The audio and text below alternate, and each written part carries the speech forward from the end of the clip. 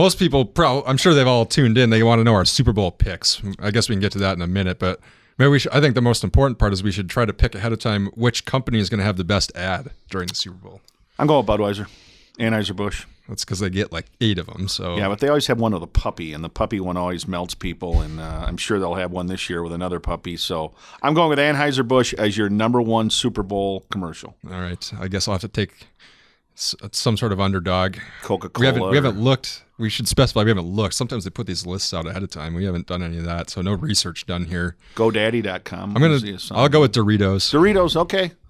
They usually come up with at least one out of their like 5 good ones. All right, you're on. We'll go with that.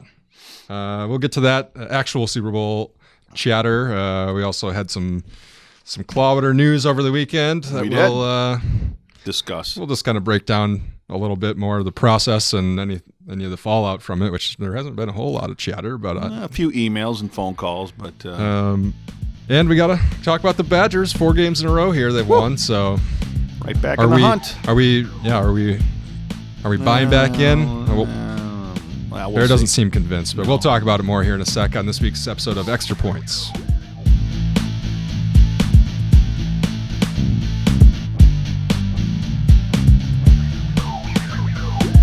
Welcome back to Extra Points. It's Super Bowl week, which is always exciting. It is. Although I don't know about you, but media day / whatever media night, it just didn't have the same feel for me. I didn't get to see all the weirdness. It's not the same without downtown Judy Brown asking really great questions. Sports reporter John Barry there. I'm Eric Schmoldt, sports editor of the Gazette, and we get together every week to talk about what's going on in the world of sports, usually mostly around here, but obviously Super Bowl is on everybody's minds, or at least probably some squares and some pools and things like that. Yep. Hopefully you got your numbers and they're good. Mine aren't. No. You've lost all hope already? I've lost all hope unless there's a safety right away, or maybe 2 of them. Before we get to this coming Sunday, let's talk a little bit about this past Sunday. If you didn't see it, Sunday's Gazette, we had 120 inches, which a lot. Layman's terms, just as a lot of copy about the Tom Klawitter saga, as we've kind of dubbed it. Yep. Just to kind of backtrack a little bit, if people haven't been following along, he was the head coach for the Janesville Parker girls for more than a quarter century. Took him to 12 state tournaments, won 3 state championships. Retired from teaching last June. Was going to have to wait 75 days to reapply for the job due to state standards. Mm-hmm. And they hired Jenna Hartwig instead in July before he could even get there. It's kind of been a long process here. Obviously, at the time, I think everyone involved, including Tom and the school district, wanted the emphasis to be on Jenna Hartwig as she was coming in and being the new coach. And I think that was the case for everybody, and she deserved it. Yep. Somebody who knows the program well, has been around it, started as a player, was an assistant coach, so it was pretty easy to just give her some time to get settled in and talk about that side of things, at least at the beginning. I mean, and that, I think when you look at the big picture, I think had you and I known from day one what the actual mindset was of the school district, or I guess basically the administration at Parker, had they just come forward right away and said, "Hey, look, we've just decided that we're going another direction, and we're going to hire Jenna Hartwig. We think she's ready.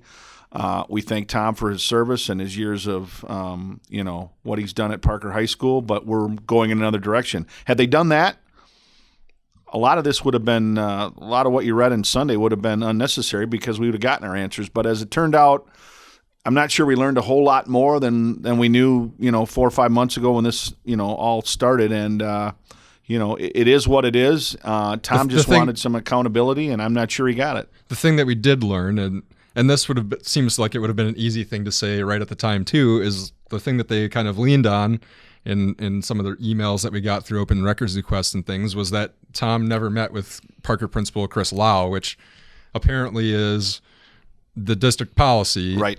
He had told Joe Dye, the athletic director, who reports to Chris Lau. Mm-hmm. He had told Steve Sperry, who Lau reports to within the district. So, I mean, clearly, I think they knew his intention, but he didn't necessarily go through the proper protocol, and that's the thing that but I don't know why they couldn't have just said that to begin with either. Right. And I think if you look at it, I don't think Tom was going to go out of his way to pad his resume. I think he would have felt like, take a look inside the gym at the 3 state championship banners, and there's my resume, and that's all you need to know. And I think from the district side of it, or the Parker administration, I don't think they were going to go out of their way to see if Tom would come into Lau's office if their mind was set on not bringing him back as the coach. So I think for both of it, probably a little bit of self-pride and a little bit of, obviously not wanting to go the extra mile, so to speak. Obviously, their relationship wasn't they weren't best friends. Let's put it that way. And I don't think we're opening up a can of worms there with anything, because I think it was pretty well known that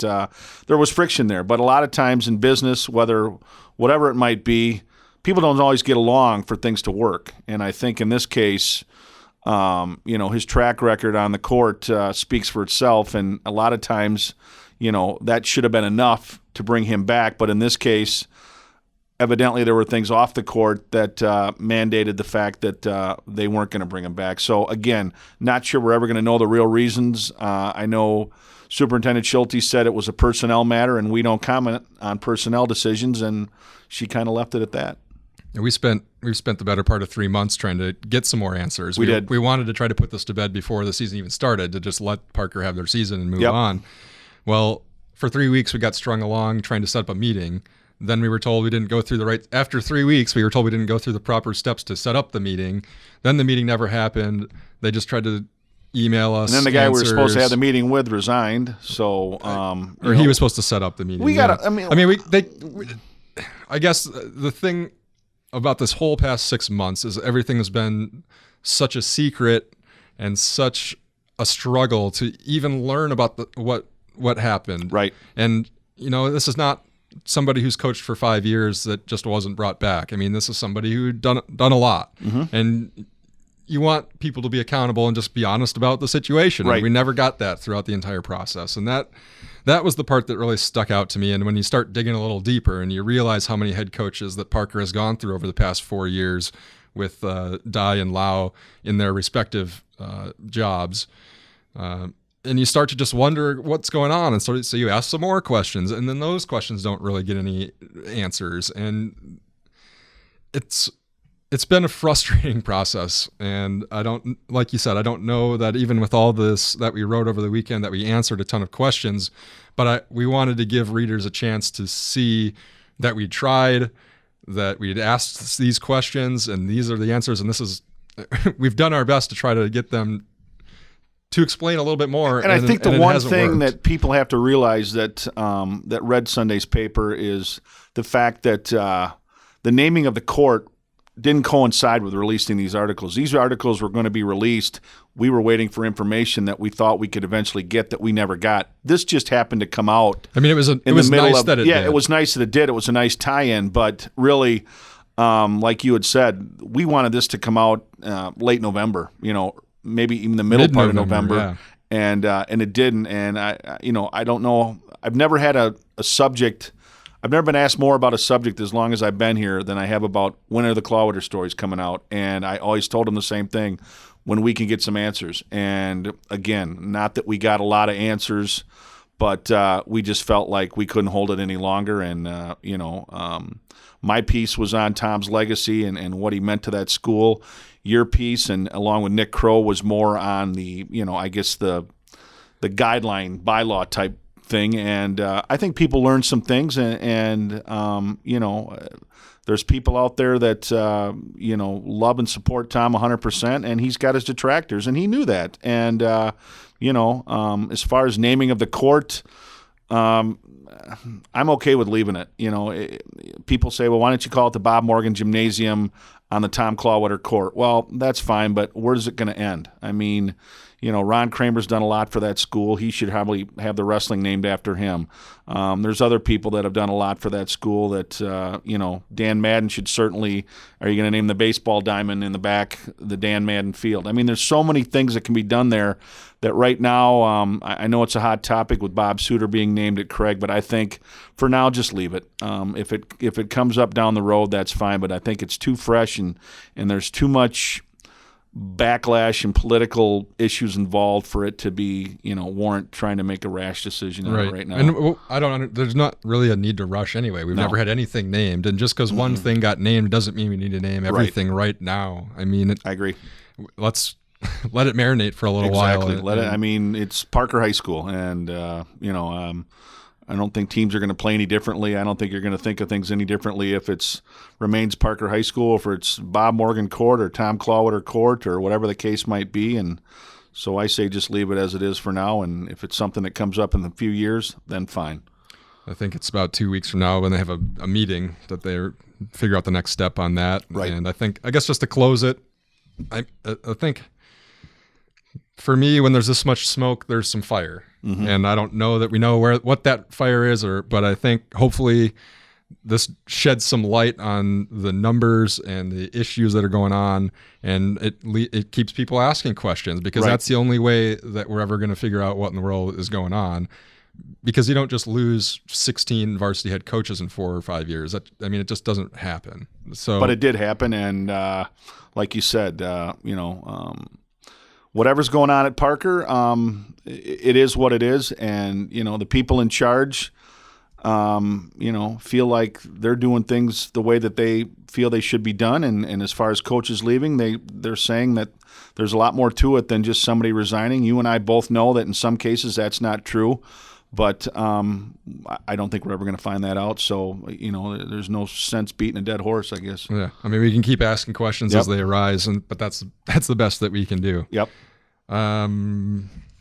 Moving on to this Sunday. All right. The big game. Super Bowl, yes. I don't know. Is there some law like we can't call it the Super Bowl, or there's just like some trademark? So that's why all these, I think it's if it's in an ad or something, it's got to be called the big game or something like that. Yeah, I guess we'll call it the Super Bowl here because we think we're above that. Well, we are. And what I thought was funny is that the two states playing are both legalized marijuana, so it is actually the Super Bowl. I thought that was 2 years ago. No, that was Seattle, this year. No? No, that was this year with Denver and obviously North Carolina's legalized. I thought that was Seattle and Denver 2 years ago. Well, I think people are getting that confused. Okay, well, I'm just going by what I read on Twitter, and I thought that was kind of funny. Can't trust that Twitter. No, you can't trust Twitter. You're right there. We talked a little bit about last week, but to me, the NFL, it comes down to quarterbacks, and we get an interesting matchup here with a guy who's in his first and a guy who might be playing his last game, but is no stranger to the Super Bowl. I think it's going to come down to the quarterbacks. And you picked Denver. I saw that in your bold prediction that you make every week, and you're the only one of the prognosticators that picked the Broncos. So I'm going out of the limb. Give me your reasons why. I think Cam Newton's been outstanding this season. I don't think there's any question that he's the MVP of the league, but I think the way that Von Miller has played in the postseason, knowing that he's playing for a contract, the way that I think if there's any defense out there that's maybe going to be able to slow Cam down, they've got the right guys to do it. And I think, and maybe this is just, I said this for radio as well, that maybe just kind of nostalgic me or the writer in me, but I want to see the best story happen in the Super Bowl. And to me, the best story is if Peyton Manning wins in his final game, wins the Super Bowl, and just kind of rides off into the sunset. Okay, I'll buy that. I think the one thing that's getting overlooked is Carolina's defense. Yeah. I think that's the one thing that, you can say what you want about Peyton and Cam. Obviously, he's been lights out, and Denver's defense is number one coming in, but Carolina's defense is awfully good. And if they can get to Manning early and get in his head, and, if Denver falls behind early, then you're going to hear, well, are they going to bring Osweiler in? Is Manning hurt? What's going on? And I think, for me, the difference is Carolina's defense, and I think it'll be close. I don't think you're going to see a blowout. I just think that Carolina's defense is the X factor, and that's why I'm going with the Panthers.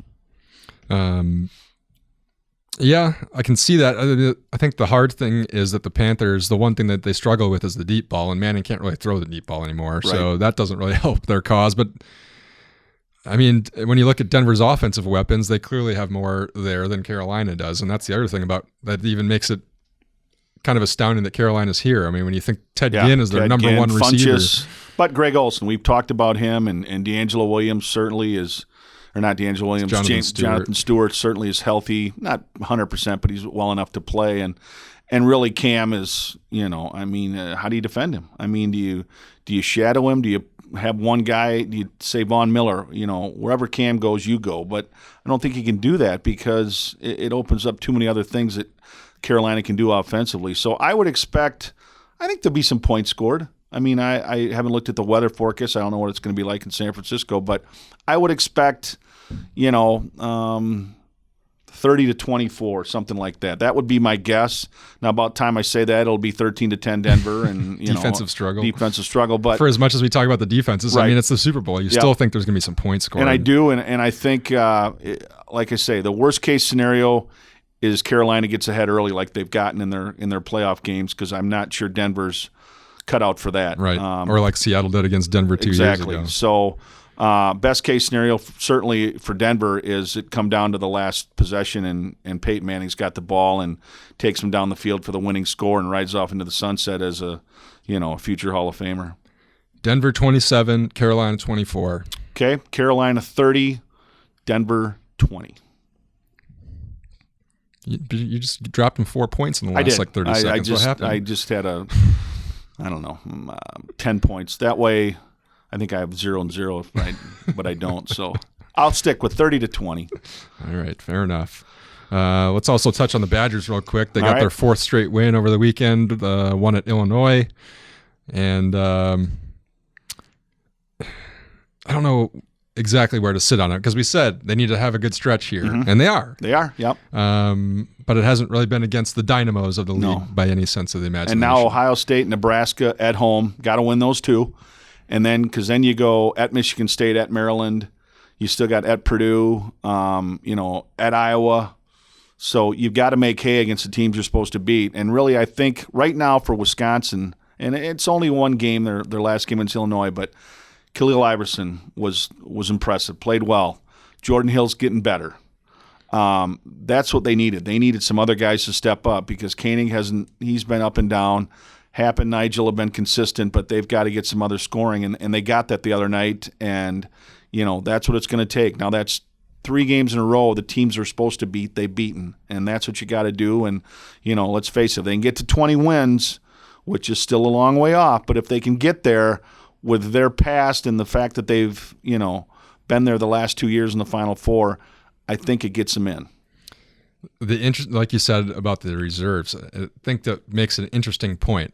Do you think that these guys would have gotten maybe this extensive chances that they've gotten if Bo Ryan was still there? I mean, he throughout his career was good at bringing guys along, but usually it was like a season later. Right. He would stick with his guys. I don't know that we would see Jordan Hill. I don't think would have saw the court, because right. I don't think Bo felt doghouse or something. Yeah, and I don't think he felt he could hang defensively. And he still struggles at times, cutting people off and letting people get by him. But, they need his scoring. And I think more than anything, they need his energy. I mean, he brings a lot of energy to the court. And interesting, earlier in the week that Barry Alvarez didn't necessarily say that Guard's going to be the next coach, but he did give him a pretty good endorsement by saying, I've been really impressed with the way this team has come around, the way they've improved. And I think as a fan like you and I are, we would agree. And that's all you can ask for the guy. Well, it seems like they find the guy who's going to be good in whatever matchup it's going to be. Yep. Like even Maish has played at times. Yep. Ilikainen gets more minutes against teams where he's able to get some shots off, and then Hill comes in. I mean, they seem to know which guys. I don't know if it's seeing it in practice where these guys are just having a good week, or they know they can exploit and something even Vito, against these who teams. I'm probably his toughest critic just because of his inconsistent play and the fact that he tends to want to come in and pad his score sheet. But 2 big threes against Illinois, and that was crucial in times when they weren't getting a lot of points. And again, if you can go 8 or 9 deep, which earlier in the year we couldn't say that, that's big. Because they're going to have to make a run. If they're on the bubble, they're probably going to have to at least get to the Big Ten semifinals, if not the championship game. And are they going to win the Big Ten tournament? No, they're probably not going to. But any hopes of getting into the big dance, they probably got to finish. I don't know how many games they got left, but I would assume they'd have to go probably 8-3 or something like that to have a chance. And there's a stretch in there. We were looking at the schedule the other night. 4 times in 5 games they go Maryland, not this order, but these 4 teams are Maryland, Iowa, Michigan, and Michigan State. Right. Yep. I mean, that's a tough stretch, and I think you're going to have to probably go 2-2 in those games. I would agree. Not only did they hurt themselves with these, like Milwaukee and Western Illinois losses in the RPI so much that you're going to need a couple nice wins. You are, especially on the road. And their RPI is dropping a little bit. I think it was at 74 the other day, and obviously, 66 is kind of the benchmark because that's what gets you that automatically gets you into the dance. But there's 66 teams or 68 teams, whatever it might be, and if you can get that RPI, under 50 or something, it's big because then those bubble teams they look at that, and if you could go on the road and beat a Michigan State or beat a Maryland or beat an Iowa, even or Michigan Purdue, is playing well. Michigan, one of those 5 teams, they could beat one of those on the road. That pads your resume. So we'll see if they can keep it going. Let's hope so. They've got another game or two where they should win. Yeah, and then they've got 2 games at home. Before they hit that stretch. Yep. And then we'll see exactly where they stand once we get in the middle of that. Anything high school-wise on your mind? It's kind of a slow week. Well, we're getting into a little tournament action this weekend. Big 8 wrestling, and not just all the Big 8. All the yeah. conferences have their wrestling. And swim. A big Saturday for the Melton wrestling team because they've got an awfully impressive streak on the line with at least a share of either the dual meet or the conference tournament in their conference, whether it was a Badger or the Lakes in the last, I think it's 22 years, and got beat by a very, very good Stoughton team in the dual meet. So we'll see if the Red Hawks can at least earn another share of the title, or if that impressive streak comes to an end, and then swim as well. What about Janesville Craig wrestling as well, trying to back up their dual meet title in the Big 8 conference and by doing winning, it at home. They'll be there all day Saturday if you want to go watch some wrestling. Watch some good wrestling, and then swim as well. Janesville schools will be down in Beloit diving on Friday night, which Janesville doesn't have anybody participating in that. And then the actual swim is Saturday afternoon at 2 o'clock at Beloit. So, the postseason is kicking off, and it starts Saturday. I would like to give a couple of shout-outs to some teams that we maybe just getting things together here. Milton girls, for sure. 2 Badger South wins in a row. They beat Edgewood Monday night. I don't think anybody saw that one coming. For first-year coach Stacy Skemp, that's a great win. I think you want to be playing your best here as the season gets closer to the end, and clearly they've got something going over there right now. I think we saw some of that from Janesville Craig boys over the weekend too. That second half at Verona, lights out. They probably was their best half of basketball this year. And a shout out to the Delvin Darien girls. They've tripled their win total from last season. I'm not going to sit here and try to convince anyone that the Southern Lakes is some standout superstar basketball conference, but you gotta like what Delvin. You gotta tip your hat. Anytime you can triple your wins from the season before, that's pretty good stuff. And you look around and a lot of good stories out there. I mean, it's going to be a very interesting and entertaining WIA tournament series because we've got enough individuals and a few teams that we'll be making plans for the state tournament. And a couple of sectionals in basketball where there's just some loaded brackets. Man, so crazy. We'll break those down as it gets closer, but that'll do it for this week. Let us know what you think of the show. You can leave us a review at YouTube or iTunes, and we'll read it here on the show next week. Or find us on Twitter or email us at sports@gazetteextra.com. Thanks to Kevin McLeod for giving us a soundtrack, and to Andrew Ryder for keeping us on track. Definitely. And we'll see you after the big game. Yep. Go Bucky.